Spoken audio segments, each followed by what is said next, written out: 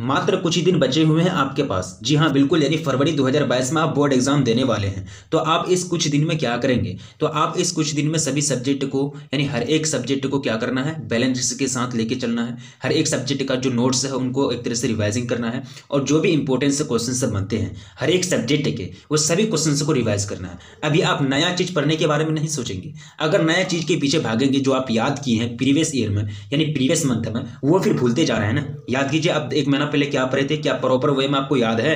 नहीं, याद तो है बट पूरा याद नहीं है। तो पूरा लिखेंगे तभी आपको तो पूरा अंक दिया जाएगा ना, पूरा मार्क्स दिया जाएगा। तो आप रिवाइज करेंगे, नया चीज के पीछे बिल्कुल नहीं भागना है। तो आप इस टाइम में क्या करेंगे, जितने भी सब्जेक्ट हैं आपके, तो वो सभी सब्जेक्ट के कम से कम एमसीक्यू यानी ऑब्जेक्टिव क्वेश्चन को आप क्या करना है, रिवाइजिंग करना है और याद रखना है। अब तो पढ़े हैं, मैं तो मानता हूं, ठीक है, लेकिन लास्ट में आकर के जो रिवाइज करता है वही बोर्ड एग्जाम में जाकर के अच्छा प्रदर्शन करता है। ठीक है, वहां बोर्ड एग्जाम में जाकर के आपको ये सोचना ना पड़े, ये पछताना ना पड़े कि ये क्वेश्चन काश देख करके आते। ठीक है, तो आज के जो इस वीडियो में जो हम लोग कवर करेंगे मोस्ट इंपोर्टेंट, यानी बोर्ड एग्जाम 2022 के लिए आपका काफी इंपोर्टेंट है। और यहां से आपको जो क्वेश्चंस आएंगे डायरेक्टली क्वेश्चंस से बोर्ड एग्जाम में देखने के लिए मिलेंगे। मैं 100% गारंटी देता हूं, ये आपका मॉडल सेट 1 है। इसी तरह से हम लोग 10 सेट को कवर करेंगे। जी हाँ, इसी तरह से हम लोग 10 सेट को कवर करेंगे। अगर आप ये 10 सेट को कवर कर लेते हैं तो आपका एग्जाम इतना बेस्ट जाएगा जितना आप सोच भी नहीं सकते। यानी आप जो स्कोर सोचे हैं, आपका जो नंबर होगा, आपका जो अंक होगा, मार्क्स होगा, वो बहुत हाई लेवल का होगा। ठीक है, और हाई लेवल का मार्क्स के लिए हम लोगों को कड़ी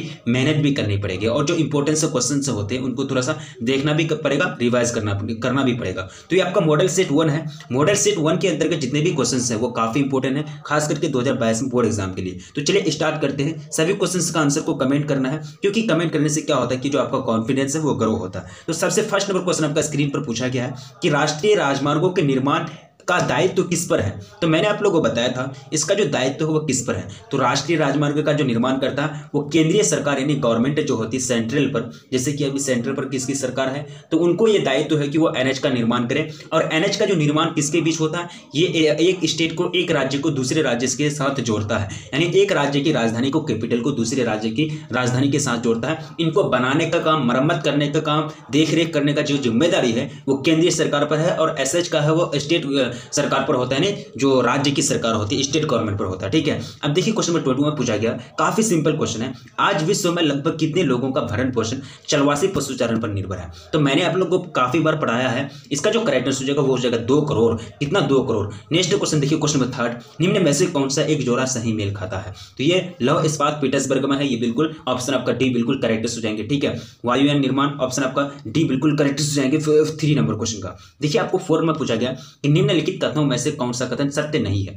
सत्य नहीं है मतलब गलत है, सत्य नहीं है मतलब गलत है, मतलब सही नहीं है, तो वहां हम क्या बोलेंगे, डायरेक्ट बोलेंगे गलत है। तो 4th का जो करेक्ट आंसर हो जाएगा वो हो जाएगा आपका बीपीओजी के पास केपीओजी की तुलना में बेहतर व्यावसायिक अवसर है। ये बात बिल्कुल गलत है, ये बात नहीं चलेगी। ठीक है, नेक्स्ट देखिए क्वेश्चन नंबर आपको 5 पूछा गया कि कोच्चि पत्तन अवस्थित है कर्नाटक, ओडिशा या फिर केरल या फिर तमिलनाडु। बिल्कुल राइट आंसर जो हो जाएगा वो हो जाएगा केरल में। कोच्चि केरल, कोच्चि केरल, कोच्चि केरल, याद है ना। इसका क्या है, इसका क अक्षर पहला आता है, इसका भी क अक्षर पहला आता है। कोच्चिपत्तन केरल में। ठीक है, ऑप्शन आपका सी बिल्कुल करेक्ट आंसर हो जाएंगे 5th नंबर क्वेश्चन का। अब नेक्स्ट क्वेश्चन देखिए, क्वेश्चन में कितना हो जाएगा। क्वेश्चन नंबर 6 से पूछा गया कि जल जन्य रोग है, यानी जल प्रदूषण होता है। मैंने आप लोगों को पढ़ाया था कि जितने प्रकार के प्रदूषण होते हैं ना, उसमें से सबसे ज्यादा प्रदूषण अगर होता है, सबसे अगर बीमारी फैलती है आदमी में, जंतु में, तो वो जल प्रदूषण के कारण होता है। तो ये जो अतिसार है ना, ये बहुत बड़ा खतरनाक रोग है। ये अतिसार जो होता है वो जल जन्य रोग है, यानी दूषित जल का सेवन करने से जो रोग होता है उसको बोलते हैं अतिसार। ऑप्शन आपका सी राइट आंसर हो जाएंगे। नेक्स्ट क्वेश्चन देखिए, क्वेश्चन नंबर 7 राष्ट्रीय राजमार्ग संख्या 2।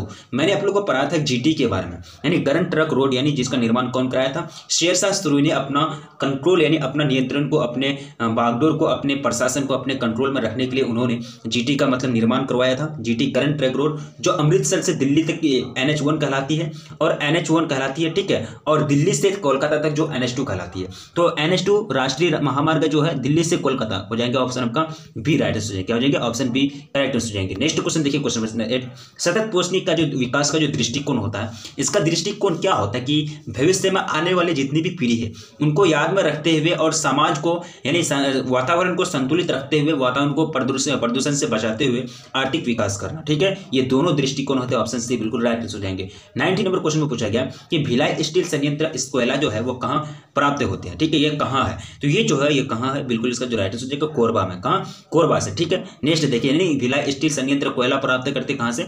कोरबा से। ठीक है, अब नेक्स्ट क्वेश्चन देखिए, क्वेश्चन नंबर 10, किस नगर को दक्षिण भारत का मैनचेस्टर कहा जाता है? बिल्कुल कोयम्बटूर। मैंने आप लोगों को कई बार पढ़ाया है, कोयम्बटूर को दक्षिण भारत का मैनचेस्टर कहा जाता है। निम्नलिखित में से कौन सा एक लौह अयस्क नहीं है? बिल्कुल आपको क्या हो जाएंगे? लौह अयस्क। ये एंथ्रासाइट आपका लौह अयस्क नहीं है, मैंने आप लोगों को पढ़ाया था।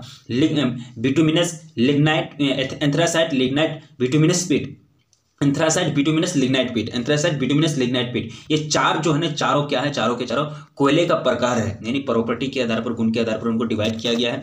नेक्स्ट देखिए क्वेश्चन 12, निम्नलिखित में से कौन भूगोलवेत्ता राज्य या देश का वर्णन जीवित जीव के रूप में करते हैं? तो इसका जो राइट आंसर हो जाएगा 12 नंबर क्वेश्चन का, वो हो जाएगा जर्मन। ठीक है, नेक्स्ट देखिए क्वेश्चन नंबर 13, निम्न इनमें से कौन मानव पर्यावरण के तत्व नहीं है? ठीक है, मानव पर्यावरण के तत्व है, तो आपको राइट आंसर कमेंट करना। देखिए एक बात प्लीज सुनिए, मैंने आप लोगों को 2009 से 2021 तक का ज्योग्राफी का जो मॉडल, ये जो होता है क्वेश्चन बैंक, वो करा दिया है। ज्योग्राफी का हुआ, पॉलिटिकल का हुआ, हिस्ट्री का हुआ और हिंदी का हुआ, ये सभी सब्जेक्ट का आपको कराया दिया गया है। और आप अगर 2009 से 2021 तक के क्वेश्चन बैंक को सॉल्व कर लेते हैं हर एक सब्जेक्ट के, तो मैं 101%, 100 नहीं 101% मैं गारंटी देता हूँ, आपका जो क्वेश्चन होंगे बोर्ड एग्जाम में, वो 60 से 70% क्वेश्चन ऐसे ही सॉल्व हो जाएंगे। ठीक है, और 60 से 70% अगर आपको सॉल्व हो जाएगा तो आप तो यही फर्स्ट डिवीजन कर गए, तो आपको टेंशन लेने की कोई जरूरत नहीं है। लेकिन कंडीशन ये है कि आप ये सभी सेट को कवर करेंगे और जितने सारे क्वेश्चंस उसमें हैं सभी क्वेश्चंस को याद रखेंगे ईमानदारी के साथ। अगर नंबर लेना चाहते हैं, अच्छा प्रदर्शन करना चाहते हैं, तो ईमानदारी के साथ पढ़ना पड़ेगा। ठीक है, ऐसी पढ़ाई नहीं चलती है। ठीक है,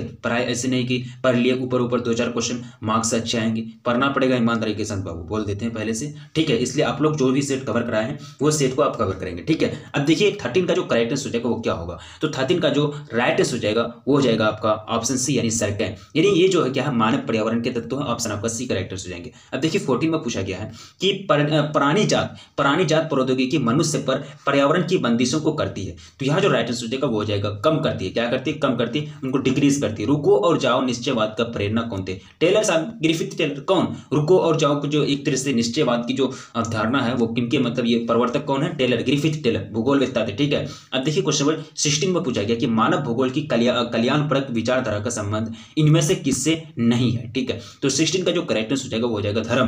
क्या जगह? धर्म से नहीं है। अब नेक्स्ट क्वेश्चन देखिए, मोटे तौर पर विश्व की जनसंख्या का 90% इससे कितने प्रतिशत स्थल भाग में निवास करती है? तो 70 का जो करेक्ट आंसर हो जाएगा 17 है ना, 17 का जो करेक्ट आंसर हो जाएगा हो जाएगा 10%। कितना? 10%। अब देखिए क्वेश्चन नंबर 18, विश्व के 10 सर्वाधिक आबाद देशों में से कितने एशिया में अवस्थित है? वो टोटल कितने एशिया में अवस्थित है? मैंने आप लोग को तो पढ़ाया था थ्योरी में, पूरा नाम देख रखे, पूरा नाम बाय नाम आपको पढ़ाया था। इंडिया भी आता है, पाकिस्तान भी आता है, ठीक है, और भी देश आते हैं, आपको याद रखना है, पूछे जाएंगे बोर्ड एग्जाम में, पूछे जाएंगे। ठीक है, तो इसका जो करेक्ट आंसर हो जाएगा हो जाएगा चाइना भी आते हैं। ठीक है, यानी ऑप्शन आपका सी बिल्कुल करेक्ट आंसर हो जाएंगे। देखिए 19, किस प्रदूषण द्वारा सर्वाधिक बीमारी फैलती है? बिल्कुल मैंने आप लोगों को अभी इसी वीडियो में बताया कि जल प्रदूषण जो होता है ना, उससे ज्यादा बीमारी फैलती है। किससे? जल प्रदूषण से ज्यादा बीमारियां फैलती है। नेक्स्ट देखिए, निम्नलिखित राज्यों में कौन कपास का उत्पादक नहीं है? सॉरी, इसका जो कपास का जो उत्पादक नहीं है वो कौन सा राज्य नहीं है? तो बिल्कुल इसका जो करेक्ट आंसर हो जाएगा वो जाएगा हरियाणा। हरियाणा जो है वो कपास का उत्पादन नहीं करता, बाकी छत्तीसगढ़, महाराष्ट्र और आंध्र प्रदेश ये लोग करता है। ये सब स्टेट में होता है कपास का उत्पादन। विश्व के सघन जनसंख्या क्षेत्रों में निम्नलिखित में से कौन सा क्षेत्र सम्मिलित नहीं है? तो नहीं है, नेगेटिव सेंटेंस है। देखिए, तो यहाँ जो राइट आंसर हो जाएगा वो हो जाएगा आपका दक्षिण पश्चिम अफ्रीका। क्या हो जाएगा? दक्षिण पश्चिम अफ्रीका, ऑप्शन से बिल्कुल राइट आंसर हो जाएंगे। 22, उदयपुर किस राज्य में है? उदयपुर, जयपुर आपका राजस्थान में। कहाँ? राजस्थान में। नेक्स्ट देखिए क्वेश्चन नंबर 23, फरीदाबाद हरियाणा में। फरीदाबाद कहाँ है? हरियाणा में। फरीदाबाद किस राज्य का शहर है? हरियाणा का शहर है, जो ऑप्शन आपका डी बिल्कुल राइट आंसर हो जाएंगे 23 नंबर क्वेश्चन का। 24, निम्नलिखित में से कौन सा नगर नदी के तट पर अवस्थित नहीं है? आगरा यमुना नदी के किनारे, कोलकाता हुगली नदी के किनारे, पटना गंगा नदी के किनारे, भोपाल कोई नदी के किनारे नहीं बसा है। ऑप्शन आपका डी बिल्कुल करेक्ट आंसर हो जाएंगे। अब देखिए क्वेश्चन 25, पूछा गया है कि निम्नलिखित में कौन औद्योगिक अवस्थापना का प्रमुख कारक नहीं है? बाजार, बिल्कुल औद्योगिक, किसी भी उद्योग की स्थापना करने के लिए, किसी भी फैक्ट्री फॉर्म का स्थापना करने के लिए बाजार होना जरूरी है। बाजार होंगे तभी ना जो उत्पादित वस्तु होगा, जो प्रोडक्ट होगा वो बेचा जाएगा। पूंजी होना जरूरी है, पैसा होगा ही नहीं तो कहां से बैठाया जाएगा, कैसे कच्चा माल खरीदेगा। जनसंख्या घनत्व, ऊर्जा होना जरूरी है। ऊर्जा मतलब कोयला वगैरह जो भी मतलब एनर्जी होता है यंत्र को चलाने के लिए होना जरूरी है। जनसंख्या घनत्व से कोई रिलेशन नहीं है। जनसंख्या घनत्व क्या है नहीं है, कितना व्यक्ति प्रति वर्ग किलोमीटर पर निवास करते हैं, उससे कोई फर्क नहीं पड़ने वाला। ऑप्शन आपका सी बिल्कुल करेक्ट हो जाएंगे। 26 में पूछा गया कि निम्नलिखित में कौन सा भू उपयोग संवर्ग नहीं है? तो बिल्कुल कृषि योग्य व्यर्थ भूमि जो है भू उपयोग संवर्ग नहीं है। ऑप्शन आपका डी बिल्कुल करेक्ट हो जाएंगे 26 नंबर क्वेश्चन का। अब नेक्स्ट क्वेश्चन देखिए क्या हो जाएगा, क्वेश्चन नंबर 27 निम्न में से कौन सी रोपण फसल नहीं है? रबर भी रोपण फसल है, चाय भी रोपण फसल है, गन्ना भी है, चावल जो आपका रोपण फसल नहीं है। ये चावल जो आता है ना, इसको जीवन निर्वाह कृषि बोलते हैं। इसको क्या बोलते हैं? जीवन निर्वाह कृषि, यानी ऑप्शन आपका डी बिल्कुल करेक्ट आंसर हो जाएंगे। मैंने आप लोगों को बताया था कि जीवन निर्वाह कृषि दो प्रकार के होते हैं, चावल रहित और चावल सहित। ठीक है, चावल रहित में चावल का उत्पादन नहीं होता है, चावल सहित में चावल का उत्पादन होता है। अब देखिए क्वेश्चन कह रहा है कि मानव विकास सूचकांक में विश्व के निम्नलिखित देशों में सबसे ज्यादा हाई अगर स्कोर है, सबसे ज्यादा उच्च कोटि है, तो वो नॉर्वे की है। मैंने आप लोगों को बताया था नॉर्वे की है। किसकी? नॉर्वे की। यानी ऑप्शन आपका क्या हो जाएगा? ऑप्शन ए बिल्कुल करेक्ट आंसर हो जाएगा। अब देखिए क्वेश्चन 29 उनमें कौन से एक मध्यकालीन नगर है? सिंपल सी बात है, मध्यकाल में जिन नगर का विकास हुआ है उसको बोलते हैं मध्यकालीन नगर। तो मध्यकालीन नगर का जो ऑप्शन आपका राइट आपको चूज करना है। कितना नंबर क्वेश्चन हो जाएगा? 29। तो इसका जो करेक्ट आंसर हो जाएगा वो जाएगा आगरा। क्या हो जाएगा? आगरा। नेक्स्ट देखिए क्वेश्चन 30 पूछा गया कि नदी के सहारे बसा गांव किस रूप में आएगा? नदी बहती कैसे? ऐसे नदी मतलब सीधा बहती है ना, यानी जनरली सीधा बहती है, कहीं कहीं मतलब टेढ़ी बहती है। जनरली जब सीधा बहती है तो इसके बीच में याद देखिए इनके किनारे घर बसा हुआ, इनके किनारे ऐसे लंबा में घर बसा हुआ, तो ये क्या हुआ? एक तरह से रेखिक हुआ, एक तरह से एक लाइन में हुआ ना, तो रेखीय हो जाएगा। क्या हो जाएगा? रेखीय। ऑप्शन आपका डी बिल्कुल करेक्ट हो जाएंगे 30 नंबर क्वेश्चन का। अगर ये पूछा जाए झील, तो झील का जो आकार होता है वो जनरली गोल होता है, और झील के चारों ओर बसा हुआ गाँव है। जब यहाँ भी घर, यहाँ ऐसे करके घर बसा हुआ, ठीक है, यहाँ भी घर है बसा हुआ। तो यहाँ देखिए घर कैसा बन रहा है? वृत्ताकार बन रहा है, सर्कुलर बन रहा है, तो उस टाइम आपको वृत्ताकार लगाना। ठीक है, पूछे जाते हैं, पूछे जाएंगे, बोर्ड एग्जाम में तो क्वेश्चन पूछे ही जाएंगे ना, आप पढ़े या नहीं पढ़े। चैनल टनल जोड़ने का कार्य करता है, तो चैनल टनल जो जोड़ने का कार्य करता है ना, ये करता है पेरिस को लंदन से। किसको?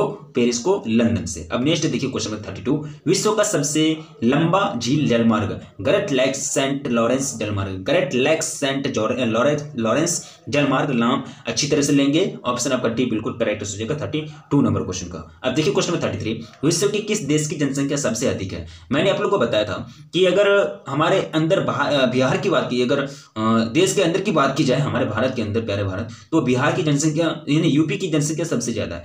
अगर विश्व की बात की जाए तो चाइना के बाद किनका नंबर आता है? भारत का। एक बात मैं बता दूं, चाइना जो है, चाइना में वृद्धों की संख्या बढ़ रही है, मतलब वह जवान जो है ना, यंग की संख्या घट रही है, जवान लोगों की संख्या घट रही है, और वृद्धों की संख्या बढ़ रही है, क्योंकि चाइना जो है अपना पॉपुलेशन पर काफी कंट्रोल लगा दिया था और बहुत सारे रूल्स लागू कर दिए थे। रूल्स से मतलब एक अप्लाइड कर दिए थे, जिनको फॉलो करते हुए उन्होंने चला, और रिजल्ट ये हुआ कि वहाँ ज्यादा लोग बूढ़े हो गए, वृद्ध हो गए, और जवानों की वहाँ कमी है। लेकिन भारत के पास ऐसा समस्या नहीं है। भारत के पास जो कार्यशील जनसंख्या आप समझते हैं, जो कार्यरत हो, अपना काम काज करके खुद खाता है, किसी दूसरे पर डिपेंड नहीं रहता है, तो उसको बोलते हैं कार्यशील जनसंख्या। तो भारत में इनकी जनसंख्या ज्यादा है, तो भारत के लिए कहीं ना कहीं ज्यादा अपॉर्चुनिटी है। भारत में जनसंख्या दूसरा नंबर पर आता है, लेकिन ऐसा नहीं कि चाइना का जनसंख्या बेकार जैसा, ठीक है, यानी जो वृद्ध लोग हो जाएंगे तो वो मतलब एक तरह से दूसरे पर आश्रित हो जाते हैं ना, तो एक तरह से वो अपना आर्थिक क्रियाकलाप नहीं कर पाते हैं। देखिए मानव भूगोल क्रियाशील मानव और अस्थायी पृथ्वी के परिवर्तनशील संबंधों का अध्ययन है। बिल्कुल ये बात जो कही थी कुमारी सैंपल ने, ऑप्शन सी आपका राइट आंसर हो जाएगा। देखिए बार बार पूछा जा चुका क्वेश्चन है, प्रैक्टिस हो रहा है, बार बार पूछा जा चुका क्वेश्चन है, पूछेंगे नहीं, पूछे जाएंगे बोर्ड एग्जाम में।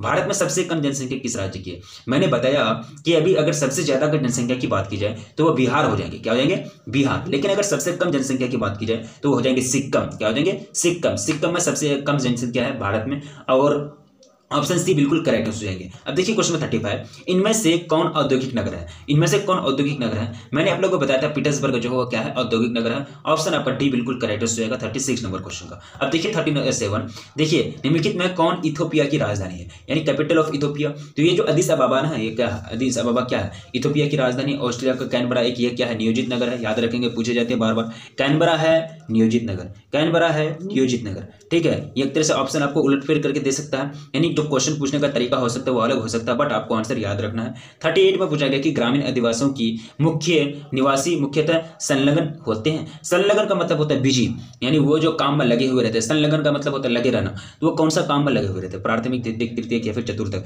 बिल्कुल मैंने आप लोगों को बताया था कि ग्रामीण क्षेत्र जो होते हैं वो क्या होता है? कृषि कार्य करता है। कृषि कार्य आपका प्राथमिक क्षेत्र के अंतर्गत आता है। ऑप्शन ए आपका बिल्कुल करेक्ट हो जाएंगे 38 नंबर क्वेश्चन का। अब देखिए क्वेश्चन नंबर 39 दक्षिण अमेरिकी राष्ट्रों में से कौन सा एक ओपेक का सदस्य है? बिल्कुल हो जाएगा वेनेजुएला, ठीक है। नेक्स्ट देखिए क्वेश्चन क्या हो जाएगा 40 निम्नलिखित में कौन सा देश विकासशील है? नाइजीरिया, उसके साथ साथ भारत भी विकास कर रहा ना, पूरा तरह से विकास तो नहीं किया, जब विकास कर जाएगा तो वो विकसित कहलाएगा। ठीक है, अब देखिए 41 कह रहा है कि निम्नलिखित में से कौन जनसंख्या संगठन का अंग नहीं है।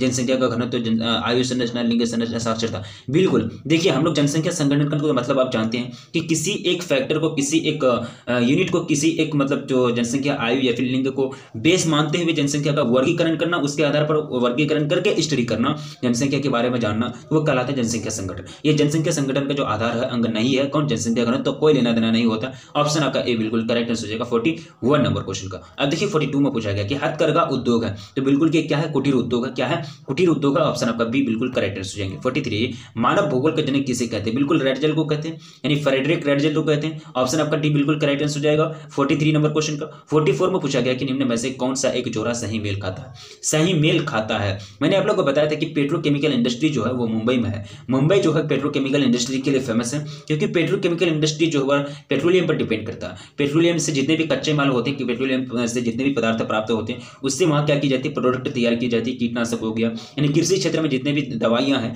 जितने भी मतलब मेडिसिन है, यानी जितने भी पोटास वगैरह इस्तेमाल किए जाते हैं, तो वो क्या है, पेट्रो रसायन उद्योग का एक तरह से प्रोडक्ट है, वही तैयार किए जाते हैं। मुंबई जो है, मुंबई में क्यों है, ये जो है ना, मुंबई में, मुंबई है आपका नाम सुनेंगे, मुंबई है के नाम सुनेंगे तो वहाँ पेट्रोलियम लाई जाती है और मुंबई में ही उनको बना करके प्रोडक्ट तैयार किया जाता है। ऑप्शन आपका सी राइट आंसर हो जाएगा 43 का, 44 का। ठीक है, स्क्रीनशॉट लेंगे, जो स्क्रीनशॉट नहीं ले, मिस्टेक हुआ तो याद रखेंगे। बार बार बोलता हूँ, बार बार बोलने में हमको भी एक तरह से अजब सा लगता है, लेकिन आप लोग मान जाइए, क्योंकि आप ही के लिए बोली जा रही है। ठीक है, इनमें कौन क्षेत्र सूखा संभावित क्षेत्र, बिल्कुल गुजरात। गुजरात। अब देखिए राजस्थान में बालू ही बालू है, तो वो इसके बगल में आता है गुजरात, तो असर तो गया होगा, असर तो पड़ा होगा ना। यानी गलत संगत के साथ घूमेंगे तो गलत, एक तरह से गलत फ्रेंड्स के साथ घूमेंगे तो आप भी एक तरह से, आप पर भी बैड हैबिट पड़ेगा, आपको भी उस पर उसका असर आएगा। ठीक है, आप पर भी। यहाँ में सेंस समझ रहे हैं ना, राजस्थान सूखा है तो उसके पड़ोस से भी सूखा हो गया, नहीं गुजरात। ठीक है, अब देखिए नेक्स्ट क्वेश्चन आपका स्क्रीन पर 46 से हो जाएगा। क्वेश्चन करा है कि लैगून और पस्टल पाए जाते हैं। लैगून और पस्टल जो पाए जाते हैं, ये पाए जाते हैं केरल में। कहाँ, केरल में। अब देखिए क्वेश्चन नंबर 47, इनमें से कौन बॉक्साइट से संबंधित नहीं है, बिल्कुल बिल्कुल क्या हो जाएगा, बॉक्साइट से संबंधित नहीं है। गया, गया ये जो है एक प्रकार का क्या है, गया, हाँ गया एक बिहार का एक फेमस जिला है, गया। ऑप्शन आपका बी बिल्कुल करेक्ट आंसर जाएंगे। 48 क्या पूछा गया कि सिंह रैनी किस राज्य के लिए, किस चीज के लिए फेमस है, तो सिंह रैनी जो ना फेमस है, ये किसके लिए फेमस है, कोयला के लिए। किसके लिए, कोयला के लिए। ऑप्शन ए बिल्कुल करेक्ट आंसर जाएंगे। 49 भारत में सबसे पहले स्थापित की गई लौह इस्पात कंपनी निम्नलिखित में से कौन सी है, तो मैंने आप लोगों को बताया था टिस्को।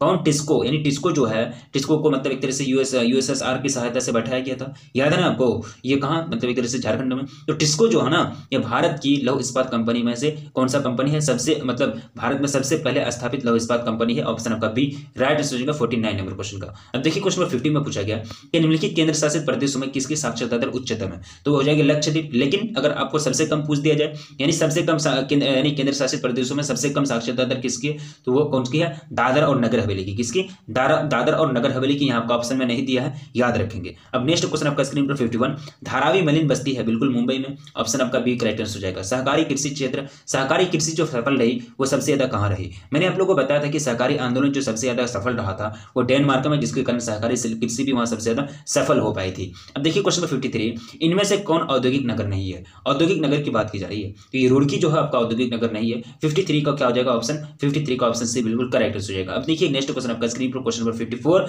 पूछा गया कि निम्नलिखित कथनों में से कौन सा एक भूगोल का वर्णन नहीं करता है, भूगोल का वर्णन नहीं करता है। बिल्कुल जो इसका करेक्ट हो जाएगा 54 का हो जाएगा आपका समकालनात्मक अनुशासन। ठीक है, अब देखिए क्वेश्चन नंबर 55 उच्च जनसंख्या वृद्धि दर वाला देश, यानी सबसे ज्यादा अगर जनसंख्या वृद्धि हो रही है तो वो कहाँ हो रही है, तो ये हो रही है यमन में। किसमें, यमन में। सऊदी अरब सुने होंगे, सऊदी अरब का दुश्मन है यमन। ठीक है, यानी यमन पर ही वो अटैक करता है बार बार। सऊदी अरब, इनके ये दोनों के बीच तनाव चलते रहता है। ठीक है, एक तरह से सऊदी अरब के जस्ट दक्षिण में आता है यमन, अगर वर्ल्ड मैप अगर आप उठा करके देखेंगे। अब नेक्स्ट देखिए क्वेश्चन नंबर 56 पूछा गया कि निम्नलिखित में किस वर्ष के आसपास विकसित और विकासित देशों में नगरीय जनसंख्या लगभग बराबर थी, तो किस वर्ष के आसपास, तो मैंने आप लोगों को बताया था 56 का जो करेक्ट आंसर हो जाएगा वो हो जाएगा 1970। क्या हो जाएगा, 1970। नेक्स्ट देखिए क्वेश्चन नंबर 57 निम्नलिखित में किस क्षेत्र में 15 वर्ष से अधिक आय के साक्षरों का प्रतिशत सबसे अधिक है, तो 57 का जो करेक्ट आंसर हो जाएगा वो जाएगा पूर्वी यूरोप और स्वतंत्र राष्ट्रीय देशों का राष्ट्रकुल। नेक्स्ट देखिए क्वेश्चन नंबर 58 मानव विकास सूचकांक यानी 2005 के संदर्भ में